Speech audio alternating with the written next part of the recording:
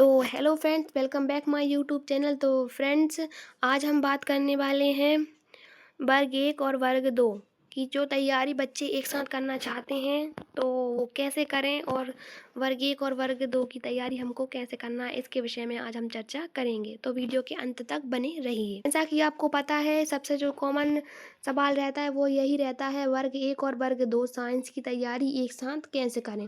तो सबसे पहले इसके लिए हमें कुछ महत्वपूर्ण जो है बिंदु समझने होंगे, तो वीडियो के अंत तक बने रहिए।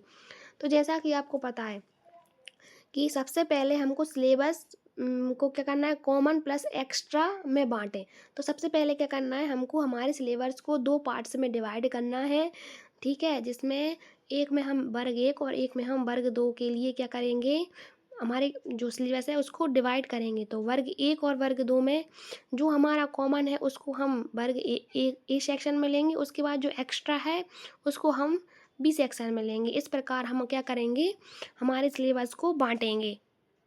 तो देखिए, कॉमन पार्ट्स में हम क्या करेंगे, जो कॉमन टॉपिक रहते हैं ना, जो दोनों में आते हैं, जैसे कि पेडागोजी, और उसके बाद टीचिंग मेथड, और जनरल साइंस, और इन्वायरमेंट एंड लाइफ साइंस की जो बेसिक रहता है, लाइफ साइंस जो हमारे वर्ग 2 में है वो हमारे वर्ग 1 से रिलेट करता ही है। तो हम ये जो हमारे 4 जो टॉपिक हैं कॉमन, इन टॉपिक्स में हमारा सिलेबस हम इनको बांटेंगे। अब उसके बाद हम क्या करेंगे, जो कॉमन पार्ट्स रहते हैं सबसे पहले उस पर फोकस कर उसको कवर कर लेंगे, क्योंकि वह 70% हमारे लिए क्या करता है, पेपर यहीं से बनाता है। अब उसके बाद जो हमारा एक्स्ट्रा है, यानी कि जो बी पार्ट रहता है, हमने जिसको बी पार्ट में डिवाइड किया था, वो उसमें हम वर्ग 2 का सबसे क्या ज़्यादा मटेरियल भरेंगे, ठीक है। तो उसमें हमारी बायोलॉजी आ जाएगी, जिसमें सेल, जेनेटिक और ह्यूमन फिजियोलॉजी आ जाएगी। उसके बाद फिजिक्स आएगी, जिसमें लाइट, मोशन और इलेक्ट्रिसिटी आएगी। उसके बाद केमिस्ट्री आएगी, जिसमें बेसिक रिएक्शन, एसिड और बेसिस पर जो है क्वेश्चंस आएंगे, ठीक है।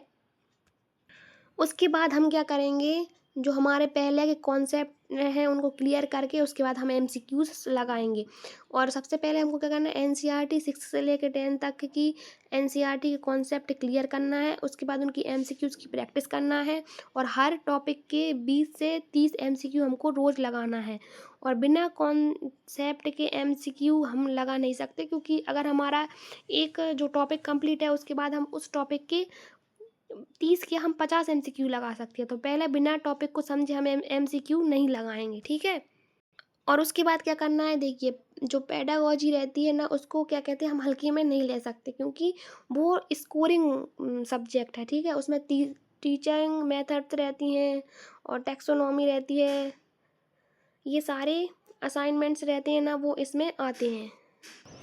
उसके बाद हमको स्टडी प्लान क्या करना है, सेट करना है, जिसमें 2 घंटे हमको साइंस कॉन्सेप्ट क्लियर करना है, 1 घंटा पेडागोजी, और 30 मिनट हमको क्या करना है, रिवीजन करना है नोट्स का, और 30 मिनट हमको क्या करना है, एमसीक्यू लगाना है, जिसमें गलत सवाल को भी टिक करना है। इसके बाद बारी आती है हमको सबसे ज़्यादा किस पर फोकस करना है। तो सबसे पहले हमको एनसीईआरटी बेस्ड सवाल हल करने हैं, उसके बाद प्रीवियस ईयर क्वेश्चन, उसके बाद एमसीक्यू रिलेटेड एमसीक्यू सॉल्व करना है, डायग्राम सॉल्व करना है, और कीवर्ड्स इसमें यूज़ करना है, ठीक है। उसके बाद सीजन बेस्ड क्वेश्चन हमको सॉल्व करने हैं।